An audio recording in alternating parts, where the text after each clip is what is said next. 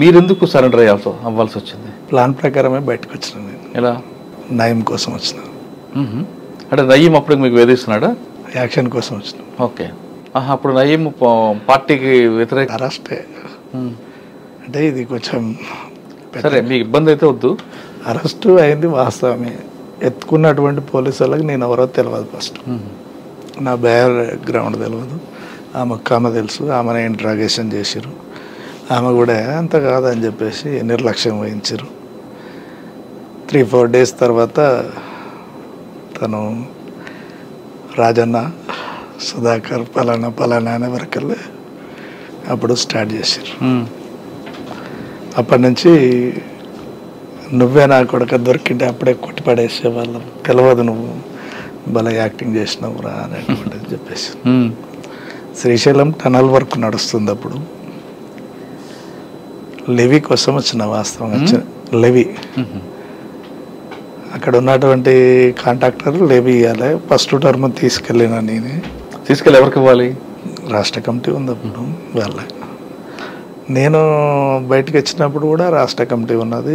చాలామంది ఉన్నారు. 150 మంది 200 మంది క్యాంప్ నడుస్తుంది. ఆ టైంలో బయటకు వచ్చిన.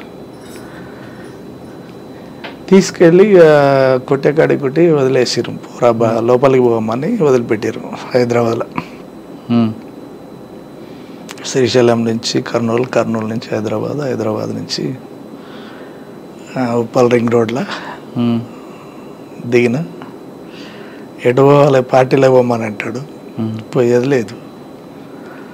ఎట్లాగో ఫాలో అవుతారు అనేటువంటిది ఒకటి ఉండే, అంచనా ఉండే. ఓకే, మీరు సరెండర్ అయ్యారు. ఒక పద్ధతి, ఒక ప్లాన్గా వచ్చారు. నయీంని ఎందుకు మీరు టార్గెట్ చేశారు? అంటే పార్టీకి వ్యతిరేకంగా ఆయన చేస్తున్న కార్యక్రమాలలో? అవును, దానికోసమే. మరి ఎప్పుడు సరెండర్ అయ్యి సైలెంట్గా ఉన్న తర్వాత సర్జనర్ దగ్గర సరెండర్ చూపించారు.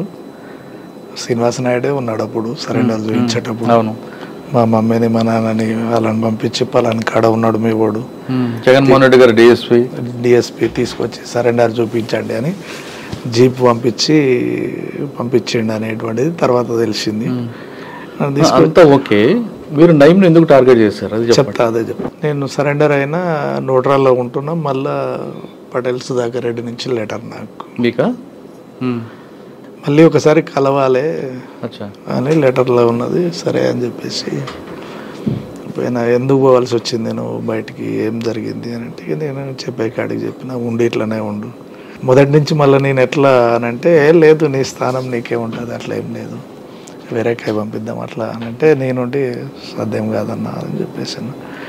అప్పటికి కొన్ని ఉండే మా మధ్యన, ఇక అవన్నీ డిస్కషన్ చేసుకొని తర్వాత బయటికి వెళ్ళినప్పుడు ఏమన్నా అవకాశం ఉంటే కొంచెం సహకరించగలుగుతావా బయట అని అంటే, నీకు మధ్యన నాకు మధ్యన అయితేనే చేయగలుగుతా, లేకపోతే నేను చేయలేను అనేటువంటిది క్లారిటీగా చెప్పేసిన.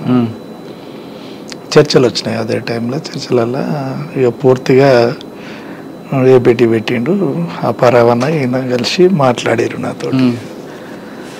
ఏంటిది, పలానా నయంను కొట్టాలి. దానికి చర్చల సమయంలోనే పార్టీ ఆయన మీద దృష్టి పెట్టింది. అప్పటికే ఉన్నది కొట్టాలనేటువంటిది, కానీ దొరకట్లేడు అనేటువంటిది ఒకటి బాగా ఉన్నది. ఎట్లా అనేటువంటిది అంటే అప్పటికే 70% అయిపోయింది. ఆయన ఎక్కడెక్కడ తిరుగుతాడు, ఎవరెవరిని కలుస్తాడు అనేటువంటిది నాకు అంచనా ఉంది. కానీ ఎప్పుడైనా ప్రయత్నం చేశారా మీరు? ఆల్రెడీ ఇక చర్చలు అయిపోయినాయి.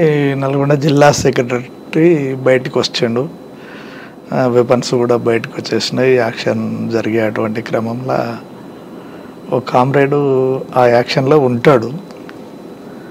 తను అతనికి సరెండర్ అయ్యాడు. నయీం సరెండర్ అయిపోయాడు. అతను కూడా మాతో పాటు ఉండాలి. సరెండర్ అయిపోయాడు. రవి దొరికిండు, జిల్లా సెక్రటరీ దొరికిండు. మా యాక్షన్ ప్లాన్ ఫెయిల్ అయింది. అంతకంటే ముందు నయం అనేక సార్లు నన్ను మాట్లాడాలని ప్రయత్నం చేసిండు, ఎత్తుకపోవాలని ప్రయత్నం చేసిండు. చేసినప్పటికీ ఆయనకు ఉన్నటువంటిది ఏంటంటే, అంచనా ఏంటంటే, వీడు పటేల్ సుధాకర్ రెడ్డి సూర్యం గార్డు చేసిండు కాబట్టి ఈయన దగ్గర మనం పెట్టుకున్నాం అనుకో ఎప్పటికైనా ప్రమాదం అనేటువంటిది ఒకటి తెలుసు ఆయనకు. ఇక ఆఫీసర్స్ చెప్పిందా తనకున్నటువంటి అంచనా ఏందో కానీ మొత్తం మీద అయితే ఆపుకుండు, రమ్మన్నాడు. నేను రాననేటువంటిది ఆఫీసర్స్ తోటి కూడా మాట్లాడిచ్చిండు. వినలేదు, పూర్తిగా వినలేదు. తర్వాత ఇది అయిపోయిన తర్వాత, రవి చనిపోయిన తర్వాత కొంతకాలానికే మళ్ళీ 2006లో ఆత్మకూరు పోలీస్ స్టేషన్ బ్లాస్ట్ అయింది. దాంట్లో నా పేరు వచ్చేసింది. నేను దళానికి గెలుస్తున్నా అనేటువంటిది జిల్లా కమిటీలో లెటర్లు పంపిస్తున్నారు అని. దాంట్లో ఏమైందంటే ఆత్మకూరు ఇన్సిడెంట్ అయిన తర్వాత ఆత్మకూరు పోలీసుని ఎందుకని టార్గెట్ చేశారు? మాధవ్ ఎన్కౌంటర్ నిరసనగా. ఓకే, దాని రిటాలియేషన్. దాంట్లో ఏం దొరికాయి వెపన్స్ దొరికినాయి. కూరగాయల బండి తోసుకుంటూ వచ్చి చేస్తారు, అదేనా ఆత్మకూరు పోలీస్ స్టేషన్? అదేం కాదు, నైట్ టైంలో చేసేసి 6 గంటలకు 7 గంటలకు. ఎవరు ఉన్నారండి? షాన్ పాషా. దాని మీద రైడ్ చేసి ఏం దొరికాయి అందులో? వెపన్స్ ఒక స్టెన్ కార్బన్ దొరికింది, ఒక పిస్టల్ దొరికింది, 2 వెపన్స్ దొరికినాయి. అంతకంటే ముందే స్పెషల్ ఫోర్స్ ఉండి వెళ్ళిపోయింది. ఉన్నదనేటువంటి దాని మీదనే టార్గెట్ చేసి కొట్టినాం. ఓకే, కానీ అప్పుడు మీకు మీ పేరు రికార్డులోకి వచ్చింది. అప్పటికి చికెన్ గున్యా వచ్చి ఇంటి దగ్గర ఉన్నా నేను. నా కోసం పోలీసు వాళ్ళు తిరుగుతున్నారు.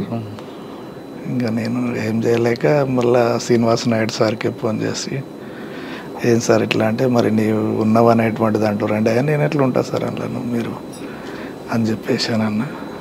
వెంకటేశ్వర్లు అని ఓఎస్డి ఉండే, ఆ ఓఎస్డి గారి దగ్గరికి తీసుకుపోయాడు, మాట్లాడించిండు. నేను అప్పుడు ఒకటే చెప్పిన, నేను ఉన్నా అని చెప్తే కొట్టేసేయండి సార్, దాందేముంది, మీ వాళ్ళు చనిపోయారు కదా, నేను ఉన్నా అని తెలిస్తే కొట్టేసేయరు అని చెప్పిన. చెప్పిన తర్వాత ఒక 3 నెలలు 4 నెలలు మాకు అర్థమైతేనే ఉంది సిచ్యువేషన్. ఊరు వదిలిపెట్టి హైదరాబాద్కి వచ్చేసిన. తను బయటకు వచ్చినప్పుడే మాకు తెలిసింది. బయటకు వచ్చింది, మేము దొరికిపోయినాము. అప్పటికి రాములతోటి చెప్తున్నా, రాములు ఖచ్చితంగా చెప్పేస్తాడు అనేటువంటి దాని అంచనా ఉంది నాకు. కొట్టుపడేద్దామని చెప్పేసినాం. తను అక్కడ ఇబ్రాంపట్నం ఎంపీపీ దగ్గరికి ఎవరి దగ్గరికి వస్తుండు, ఆన్నే లిఫ్ట్ చేసి కొట్టేస్తే అయిపోద్ది పోలీసు వాళ్ళకి కాడికి పోకముందుకే అని చెప్పేసి అంటే, లేదు అతనితోటి నేనే పిలిపిస్తా దగ్గరికి, మాట్లాడదాంలే అని చెప్పేసానంటే డైరెక్ట్ ఎస్పీ దగ్గరికి సరెండర్ అయ్యిండు. తను పోలీస్ డిపార్ట్మెంట్కి చెప్తే మమ్మల్ని చంపేసేవాళ్ళ. నయంకి చెప్పిండు. ఎవరు? మహేష్. నయం ఏం చేసినట్టే డైరెక్ట్ ఫోన్లు మాకు చేసుడు పెట్టిండు. అటు రాములు బెదిరిస్తుండు, ఇటు నన్ను బెదిరిస్తుండు, భవనం శ్రీనివాసరెడ్డి అని ఉంటాడు, తనను బెదిరిస్తుండు. నేను హైదరాబాద్లోనే ఉన్నా, కర్మనగట్లో ఉంటున్నా. అన్న తెలిసిందన్నా నీ గురించి అన్నట్టు. తెలిసిందా అన్న? తెలిసింది. మంచిది అన్నానన్న. ఏడ ఉన్నావు నువ్వు? దిల్సుఖ్ నగర్లో ఉన్నావు కదా అన్న. నేను దిల్సుఖ్ నగర్లోనే ఉన్నా, టీ తాగుతున్నా. పోతే కర్మనగట్లో ఇంటి కాడికి రూమ్ కాడికి పోతా, ఇంకా అంతే అని చెప్పేసి అన్న. అంత ధైర్యంగా చెప్తున్నావు ఏందన్నా, నేను మనసులో పంపించుకో, పంపి అని అన్న. ఫోన్ స్విచ్ ఆఫ్ చేసేసిన. స్విచ్ ఆఫ్ చేసి చిన్న బాబు మమ్మీ సార్ చెప్పిన, ఏం లేదు జోబులో పైసలు ఉండాలి, ఎంత 3,000-2,500 ఉన్నాయి, చాలా రైట్. ఇక ఎక్కడ ఉంటే ఖచ్చితంగా పోలీసు వాళ్ళన్నా కొట్టేస్తారు, నయం గారిని కొట్టేస్తాడు, ఏది వద్దిగా బయటికి వెళ్దామని చెప్పేసి తీసుకున్న. కర్నూలు ఆడికి వచ్చిన, కర్నూలు బస్సు ఎక్కేసిన. బెంగళూరు బస్సు ఎక్కిన. కర్నూలు ఎక్కితే డౌట్ వస్తుందని చెప్పేసి బెంగళూరు బస్సు ఎక్కి కర్నూలులో నాకు తెలిసినటువంటి హోటల్, అక్కడ నాకు షెల్టర్లు ఉండే. కర్నూలు అంతా తిరిగిన కాబట్టి నేను వచ్చిన వరకల్లా పోయి డోర్ కొట్టగానే తీసిరు. ఎక్కడే ఉన్నా 2 రోజులు 3 రోజులు 4 రోజులు. ఇంకా తనతోటే వేరే ఒక ఏపీటీ పెట్టి, పలానా ఏరియా ముచ్చమార్ కాడ మనకు పలానా ఆయన ఉంటాడు, అక్కడ ఇచ్చిరండి, లెటర్ ఇచ్చిరండి అని చెప్పేసి ఒక లెటర్ రాసిన. నేను వేరే దగ్గర ఉంటానా అని చెప్పిన. అని మళ్ళీ ఇంటికి వేరే ఫోన్ నుంచి ఫోన్ చేసి, మా అన్నని కర్నూలు వరకు రండి, మీరు కర్నూలు కూడా రాకండి, కర్నూలు యువతలనే అల్లంపూర్ వరకు రండి అని చెప్పేసి అక్కడికి పిలిపించి బాబుని వాళ్ళకు ఒప్పచెప్పి మళ్ళీ కర్నూలుకి వెళ్ళిపోయినా. కర్నూలుకి వెళ్ళిపోయినాక ఒకరోజు తర్వాత మళ్ళా వేరే ఫోన్ వచ్చింది, పార్టీ కాంటాక్ట్. అది కాంటాక్ట్ కాదు. సరే ఇక ఇదిగా నేను ఉండేమన్నంటే ఇక నాకు మీ కాంటాక్ట్ ఏం అవసరం లేదు, నేను నల్లమల్ల అంతా తెలుసు కాబట్టి నేను ఎక్కడ పోయినా నేను పార్టీని పట్టుకోగలుగుతా అనేటువంటిది ఉన్నా. ఇక రాములు అట్లనే ఉన్నాడు, భవనం శ్రీనివాసరెడ్డి ఉన్నాడు, ఇక వాళ్ళు కూడా ఎటు పోలేని పరిస్థితి. రాముల భార్య ప్రెగ్నెంట్ అప్పుడు, రాములేమో తీసుకుపోతే చంపుతాడు అనేటువంటిది. తర్వాత భవనం శ్రీనాథే అటు ఇటు కలిసి మళ్ళీ పార్టీ కాంటాక్ట్ పెట్టుకొని మళ్ళీ 2 నెలల తర్వాత 2 నెలలు నయంకు దొరకకుండా ఉన్నాం. తర్వాత మళ్ళీ పార్టీలోకి వెళ్ళిపోయినా, మధ్య అడుగు కాడ ఏపీటీ. అన్న పార్టీకి రెండోసారి వెళ్ళక ముందు అక్కతో మీ పరిచయం ఎలా జరిగింది? మీ ఇద్దరికి పెళ్ళి ఎవరు చేశారు? ఈ పెళ్ళి అంటే అనుకున్నాము పార్టీలో. అక్క మీకు నల్లమల్ల పరిచయం? నల్లమల్ల పరిచయం. నల్లమల్ల పరిచయం బయటికి వచ్చినాక పెళ్లి చేసుకున్నాం. అంటే పార్టీకి చెప్పే చేస్తున్నారా? ఇద్దరు ఒకటేసారి వచ్చినాం కదా, ఇద్దరం అరెస్ట్ అయినాం అనేటువంటిది స్టేట్మెంట్. అంటే అరెస్ట్ అయ్యాక పెళ్లి చేసుకున్నారా? తను ఇక నేను పోను అనేటువంటిది ఒకటి. నాకు ఎవరు లేరు, అమ్మా నాన్న ఎవరు లేరు, పోయినా చావాల్సిందే. అక్కకి పెళ్లి చేసుకుంటారు మీరు చెప్పారా, అక్క మీకు చెప్పిందా ముందు? అందరూ పోలీస్ డిపార్ట్మెంట్ భార్యాభర్తలు అనుకుంటుంది అంతే. ఇంకా తీరా నేనే ఉండే ఇట్లా కాదు అనేటువంటిది అంటే తను ఇక ఖచ్చితంగా ఇక నేను పోలేను, నేను చచ్చిపోతా అన్నట్టు సర్లే ఇక ఉండని. ఎవరైతే ఎక్కడ పెళ్లి చేసుకున్నారు? ఇంటి దగ్గరనే చేసుకున్నాను. ఇక కలిసి ఉన్నాం అంతే, ఇంకా పెళ్ళి అనేటువంటిది ఏం లేదు, కలిసి సహజీవనం అంతే, భార్యాభర్తలు లెక్క. కానీ మీరు బయటకు వచ్చి అజ్ఞాతకు వెళ్ళిన తర్వాత నయీంకి మరేపు టార్గెట్ అయ్యారు మీరు? అంటే మీ చేతిలో నయీం ఎలా ఎస్కేప్ అయ్యాడు ఎప్పుడైనా ఒక సంఘటన గుర్తుందా?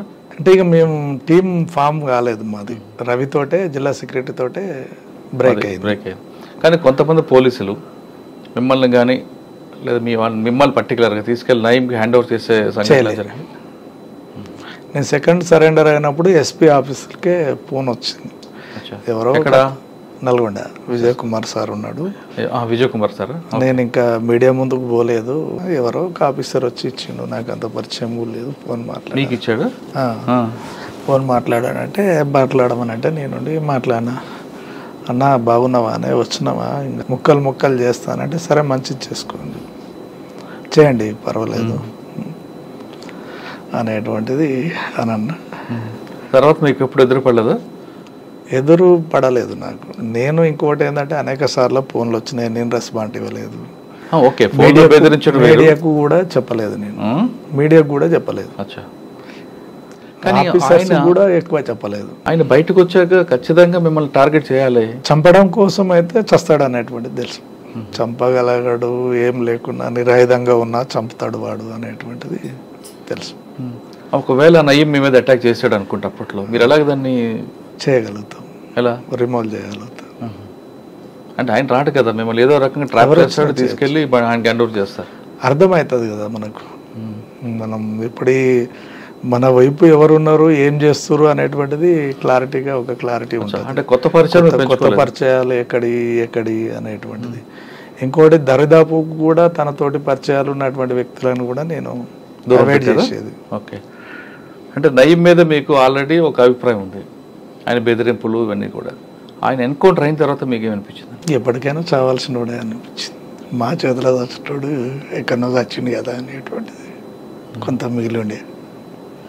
రెండోసారి అరెస్ట్ అయ్యి బయటకు వచ్చిన తర్వాత మీకు మీ జీవన విధానం ఎలాగెళ్ళింది? పార్టీ వైపు వెళ్దాం అనుకున్నారా, లేదు ప్రసాదంగా అక్కతో బాబు మీ ఫ్యామిలీ ఏదో ఉండాలి? సెకండ్ పోయినప్పుడు ఇక రాను అనేటువంటి కాన్సెప్ట్ తోటే వెళ్ళినా నేను. వాస్తవంగా అప్పటికి ఇక మనం ఫస్ట్ వచ్చి తప్పు చేసినాం అనేటువంటిది ఒకటి, పోయిన తర్వాత కూడా పార్టీ అంతే రిసీవ్ చేసుకోవడం రెండవది. మనం వచ్చిన తర్వాత కుల వృత్తిని నమ్ముకొని నేను పని చేసుకోవడం జరిగింది. ఓకే, మాది వడ్డెర క్యాస్ట్, బండ కొట్టుకుంటా బతికినా. అది జనాలలో ఒక పేరు పడిపోయింది, తను ఏం చేయలేడు అనేటువంటిది. పోలీస్ ఆఫీసర్లకు కూడా వీడు అంతే పని చేసుకొని బతుకుతాడు, ఇంట్లో ఏలు పెట్టాడు అనేటువంటిది ఒకటి. చాలామంది మాజీలు, చాలామందిని కాదు కొంతమంది మాజీలు బయట రాగానే మాజీ అనే ఒక కార్డు తగిలించుకుని సెటిల్మెంట్లు చేస్తుంటారు. మరి మీరు అటువైపు వెళ్లకుండా మళ్ళా కుల వృత్తిని ఎంచుకొని ప్రశాంత జీవితం చేస్తున్నారు, అది ఈజీ కదా? నేను నేర్చుకున్నటువంటిది అది, నేను కామ్రేడ్ సూర్యం దగ్గర నేర్చుకున్నటువంటిది, అది నాకు మంచిగా అనిపించింది. ఏం చెప్పారు కామ్రేడ్ సూర్యం? చేత కాకపోతే సపోర్ట్ చేయకుండా, కానీ ఉద్యమానికి నష్టం చేయొద్దు, ప్రజలకు నష్టం చేయొద్దు. అంటే కోట్లు ఉన్నటువంటి వాడు అదే అన్నం తింటాడు, మనం అంతే తింటాం. పూరి గుడిసెలు ఉన్నటువంటి వ్యక్తి అన్ని గంటలే నిద్రపోతుండు, బిల్డింగ్లో ఉన్నటువంటి వ్యక్తి అంతే నిద్రపోతుండు. ఆ మాటల ప్రభావం మీ మీద ఉంది? ఉన్నాయి, నాకున్నాయి. అంటే మీకు సూర్యంగా గారితో పాటు పటేల్ సుధాకర్ రెడ్డి గారు కూడా మాట చెప్పారు. సూర్యమే పటేల్, అవును, అలియాస్ పటేల్ సుధాకర్ రెడ్డి. ఇంకా అది బాగా ఇంకో మాట కూడా చెప్పారు కదా మీకు, ఏది చివరి వరకు సపోర్ట్ చేయకుండా ఉండాలని. అంతే. సరే, పటేల్ సుధాకర్ గారు మా 2 వాక్యాలు కూడా మీకు బాగా ప్రభావితం చేశాయి. అదేవిధంగా తక్కిడిపల్లి వాసుదేవరావు గారు ఏం చెప్పలేదా? యాక్షన్ అంతే, అంతే, no dialogues. No dialogues, action అంతే. నీకు ఏ వర్క్ చెప్పినా నువ్వే వర్క్ చేసినావు అంతే. మీ ఇద్దరు ఎప్పుడు విడిపోయారండి? ఎక్కువ కాలం పటేల్ సుధాకర్ రెడ్డి దగ్గరనే ఉండేది, అవసరం ఉన్నప్పుడు మాత్రం తనమ్మటి పోయేది అంతే. అలిపిరి సంఘటనలో ఆయన పేరు వచ్చింది, మీ పేరు ఎందుకు రాలేదు? నేను అప్పటికే సరెండర్ అయి ఉన్నాను. సరెండర్ అయి ఉన్నా మీరు మీకు వెళ్ళలేదా చంద్రబాబు నాయుడు అటాక్ చేద్దామని? అంటే కొన్ని ఎట్లా ఉంటాయంటే నిర్మాణపరంగా రహస్య నిర్మాణాలు ఉంటాయి కాబట్టి మనం బయట ఉంటున్నాం అనేటువంటి దాంతో. ఆ తర్వాత చాలా యాక్షన్ జరిగాయి, ఎక్కడ కూడా మీ పేరు రాలేదా? అంటే మీకు ఆహ్వానం వచ్చింది అప్పుడు? ఇప్పుడు ఫస్ట్ నీకే తెలుస్తుంది అది. ఇప్పుడు చేసినటువంటి పోలీస్ రికార్డు కూడా లేదు నాది. నేను ఇప్పుడు చెప్తున్నా కరెక్టే, మీరు లేరు, కానీ పార్టీ నుంచి పిలుపు వచ్చింది యాక్షన్ చేయాలని. రాలేదు, అంటే బయటకు వెళ్ళారు కాబట్టి పార్టీ కూడా నాకు ఇచ్చినటువంటిది ఒకటే టార్గెట్, ఆ టార్గెట్లో ఫెయిల్ అయినాం. ఏ టార్గెట్? అయింది. అవును, తర్వాత మళ్ళీ ప్లాన్ చేసుకోలేదు, చూద్దాంలే అనేటువంటిది ఉండే. సెకండ్ పోయినప్పుడు అప్పుడు సాంబశివుడు ఉన్నాడు, మళ్ళీ నల్లమల్లకే పోయినాం, ఆయన ప్లీనరీకి పోయిండు, నేను నల్లమల్లనే ఉన్నా. అప్పుడు రమాకాంత్ జిల్లా సెక్రటరీ ఉన్నాడు, నేను కమాండర్గా ఉన్నప్పుడు ఆయన సభ్యుడు. అంటే మీరు వెళ్ళారు పార్టీలోకి, మీరు యాక్షన్ టీంలో ఉన్నా ప్రజల కోసం ఏదో చేయాలని పార్టీ చేసింది కొన్ని కార్యక్రమాలు, అంటే మంచి చేసింది, దానివల్ల కొంచెం చెడు కూడా జరిగి ఉండొచ్చు. మీకు అనిపించిందా ఈ యుద్ధం ఎంతకాలం ఆగుతుంది, దీర్ఘకాల యుద్ధంగా ఉండిపోతా, లేదు ప్రజలకు సేవ చేయాలంటే మనం బ్యాలెట్ ద్వారా వెళ్దామా అని ఎప్పుడైనా వచ్చిందా మీకు? అది రాలేదు. అంటే బుల్లెట్ ద్వారా వస్తుంది అనుకున్నారా? బుల్లెట్ అనేటువంటిది కాదు, కానీ దోపిడీ చేసే వర్గం ఉన్నంత కాలం, దోపిడీ గురయ్యే వర్గం తిరుగుబాటు చేసేంత కాలం ఇది కొనసాగుతూనే ఉంటుంది. అంటే నేను చూసినటువంటిది, ఒకప్పుడు జనాలు ఇంట్లో నలుగురు ఉంటే నలుగురు పని చేసుకున్నా కానీ పూట గడవని పరిస్థితి ఉండే తెలంగాణలో.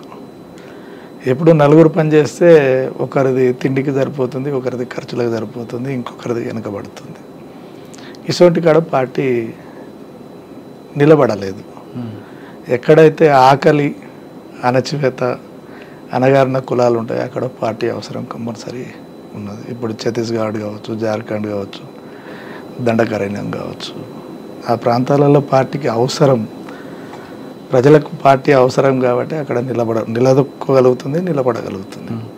తెలంగాణలో ఆ అవసరం తీరిపోయింది కాబట్టి పార్టీ దూరమైంది అనుకో. దూరమైంది. ఇప్పుడు జార్ఖండ్, ఛత్తీస్గఢ్లో కూడా అదే సమస్య వచ్చింది అనుకోండి. తెలంగాణలో ఏ విధంగా అయితే సమస్య తీరిపోయిందో, అణచివేత ఎక్కడుంటే అక్కడికి వెళ్ళిపోతుంది, ఎస్టాబ్లిషన్ అయితేనే ఉంటుంది. కానీ కొంతమంది వ్యక్తులు ఏమంటారంటే, మీరందరూ మీలాంటి వాళ్ళకి మీకు కుటుంబం ఉంటుంది, అమ్మా అని ఉంటారు, వీళ్ళందరినీ కాదని పార్టీలకు వెళ్ళి అక్కడున్న బడుగు బలహీన వర్గాల అభ్యుద్ధుల కోసం పనిచేస్తారు. కానీ మీ కుటుంబాలు, మీ అమ్మగారు, మీ నాన్నగారు, మీ భార్య, పిల్లలు, వాళ్ళు అనాథలుగా ఉండడం, వాళ్ళకున్న ఆర్థిక కష్టాలు తీర్చకుండా సమాజం కోసం వెళ్ళడం అనేది ఎంతవరకు సబబు అనే ప్రశ్నించే వాళ్ళకి మీరు సమాధానం ఏంటి?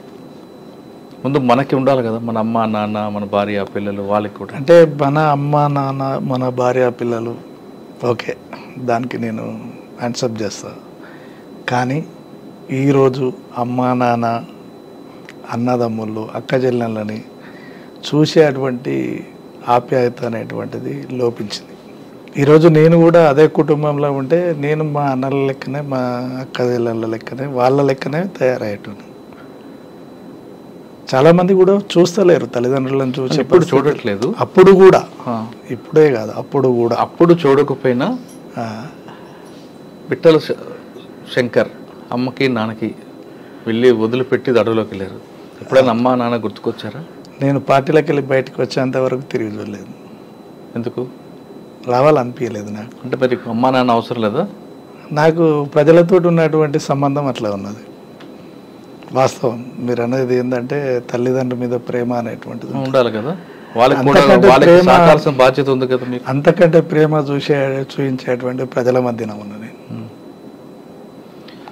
నేను అందరూ తప్పడట్లేదు.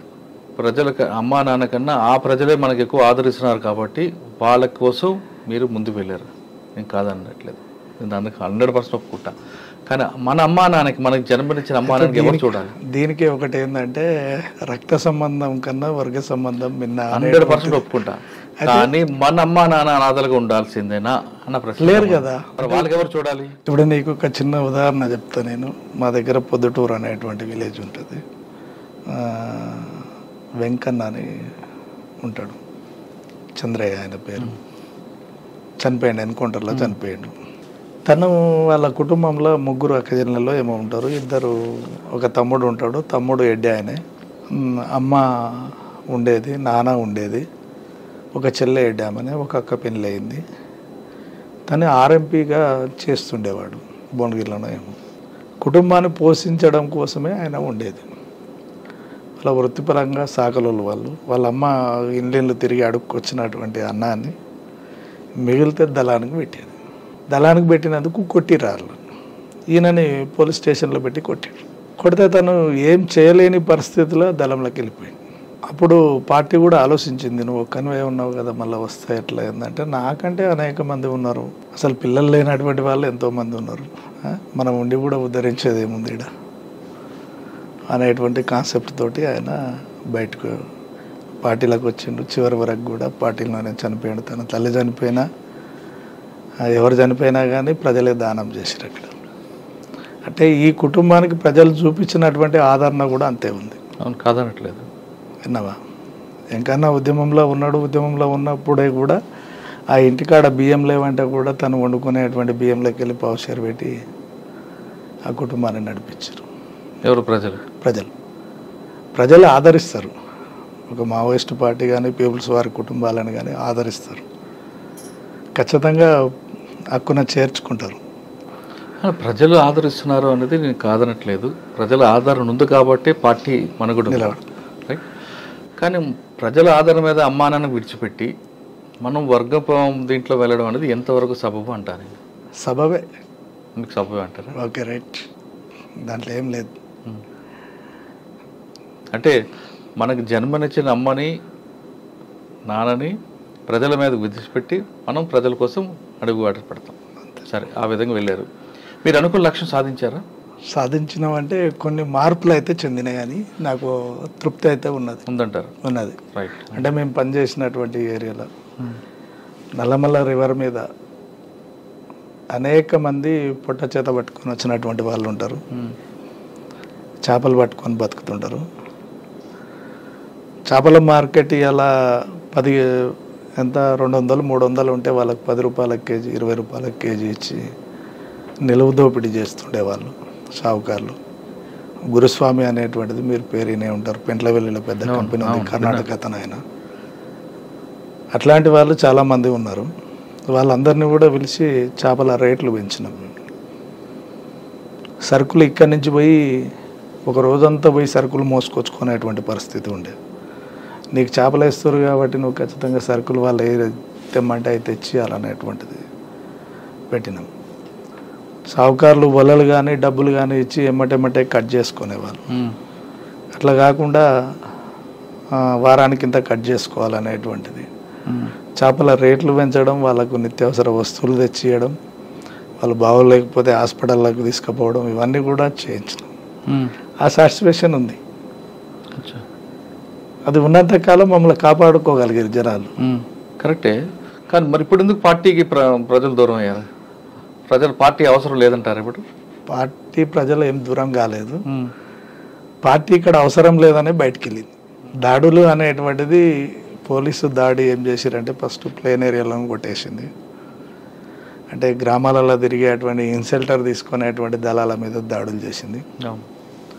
తర్వాత చిన్నగా క్రమేపీ ఏ దళం అయితే వీక్ ఉంటుందో ఆ దళాల మీద దాడులు చేసింది. సార్ అప్పుడున్న పరిస్థితి ప్రకారం మీరు వెళ్ళారు, మీరు అనుకుని పార్టీలో పనిచేసిన తృప్తి అని మీకు కొంచెం ఉంది, అంతే కదా మీరు చెప్పేది? Yes, right. ఇప్పుడున్న పరిస్థితి చూస్తుంటే మీలాగా కొంత స్వార్థం కాకుండా, స్వార్థంకి లేకుండా ప్రజల కోసం వెళ్ళిన వాళ్ళు చాలా తక్కువ మంది ఉంటారు. కానీ ఇప్పుడున్న యువత వాళ్ళకి ఎంతసేపు స్వార్థం, వాళ్ళ విలాసాలకు చూస్తున్న వాళ్ళకి మీకు ఏం చెప్పాలనిపిస్తుంటుంది? అంటే నేను అడవిలోకి వెళ్ళమని చెప్పడం కాదు, తుపాకు పట్టుకొని చెప్పడం కాదు నా ఉద్దేశం. వాళ్ళు సమాజానికి ఏ విధంగా ఉపయోగపడతారు, రేపొద్దున మన దేశ భవిష్యత్తుకి వాళ్ళు ఏ విధంగా సహకరిస్తారు ఇటువంటి విలాసాలకు వెళ్తే? ఇటువంటి వాళ్ళని చూస్తున్నప్పుడు మీకు ఏమనిపిస్తుంటుంది? అయితే ఇప్పుడు ఉన్నటువంటి యువత ఏంటిదంటే కనీసం పక్కన ఏం జరుగుతుంది అనేటువంటిది కూడా పట్టించుకునే పరిస్థితి లేదు. యువత అనేటువంటిది అని అంటేనే ఆలోచించేటువంటి బలమైనటువంటి శక్తి. అది మంచి మార్గాన్ని ఎంచుకోవాలనేటువంటిది ఒకటి ఫస్ట్ సూచించేటువంటిది. ఈ వ్యసనాలకు సంబంధించినటువంటి లేకపోతే ఈ ఇతర దానికి సంబంధించినటువంటి వాటికి దూరంగా ఉంటూ తను కన్న తల్లిదండ్రుల కోసం లేకపోతే తన కుటుంబాల కోసం మంచిగా చదువుకొని ఉన్నతమైనటువంటి ఉద్యోగాల కోసం, ఉన్నతమైనటువంటి ఆలోచనల కోసం, లేదా సమాజంకి ఉపయోగపడేటువంటి ఆలోచనల కోసం పనిచేయాలనేటువంటిది నేను కోరుకునేటువంటి. గతంలో ఉన్న గ్రామాల పరిస్థితి ప్రభావంతో పిట్ల శంకర్ అడుగుబాటు వెళ్ళారు. యాక్షన్ టీం సభ్యుడిగా ఉంటూ రకరకాల యాక్షన్లు పాల్గొన్నా చివరికి మాత్రం అతనిలో ఒక మంచి సమాధానం వస్తుంది. ఇప్పుడున్న పరిస్థితికి అనుగుణంగా పార్టీ వైపు కాకపోయినా బాగా చదువుకొని మంచి మార్గంలో వెళ్ళండి, తల్లిదండ్రులకి ఇప్పుడు నిలకడగా ఉండి తల్లిదండ్రులని బాగా చూసుకోండి అంటూ శంకర్ చెప్తున్నారు. శంకర్ చెప్తున్న మాటల్ని చాలామందికి వీళ్ళు మాకు చెప్పేదా అని కొంతమంది అనుకుంటారు, లేదు శంకర్ లాంటి వాళ్ళ సమాచారం మాకు కావాలని మరొకరు అనుకుంటారు. అభిప్రాయాలు ఏదున్నా సరే నేను మాత్రం శంకర్ చెప్పింది ఖచ్చితంగా పాటించండి.